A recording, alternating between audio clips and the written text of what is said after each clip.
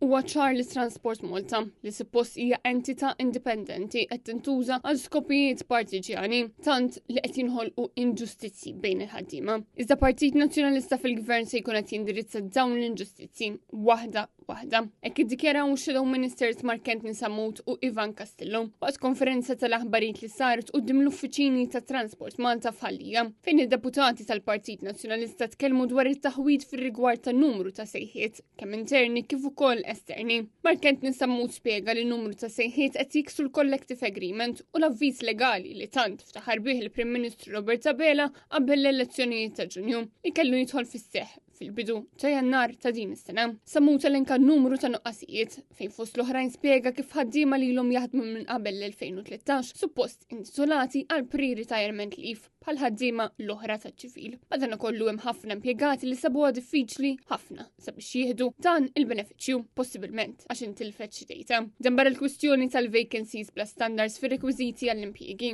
Issemma l-eżempju fejn ir-rekwiżiti għal klark huwa ta' numru ta' level CDL fil-waqt li ta' executive kien biss ta' 5 snin esperjenza fis-settur. Dan huwa gvern illi qed jiddiskrimina bejn il-ħaddiema, qed joħloq ħafna inġustizzi, qed jagħmel liġijiet biss għal fuq il-karta u li f'dawn is-snin issa qeret kull sens ta' struttura u kull sens ta' progressjoni ta' karriera illi kienaw fi Transport Malta. Minnaħa tiegħu Shadow Minister Ivan Castillo sostna li qed naraw gvern li flok jiġġieled l-inġustizzi qed joħloq l-inġustizzi u qed naraw gvern li jikser il-liġi li jagħmel hu stess. Castillo senna li l-avviż legali kien stipula li kull ħaddiem Malti jista' japplika għal impjieg ma' Transport Malta, però din l-entità qatt ma ħarġet dan l-avviż u min applika ġie rrifjutat. Għalhekk komplejajt Ivan Castillo qed naraw gvern li ħoloq diskriminazzjoni bejn il-ħaddiema għax dan huwa l-iktar gvern antisoċjalista li qatt kellu pajjiżna. Gvern nazzjonalista sabiex ikun dak il-gvern illi iva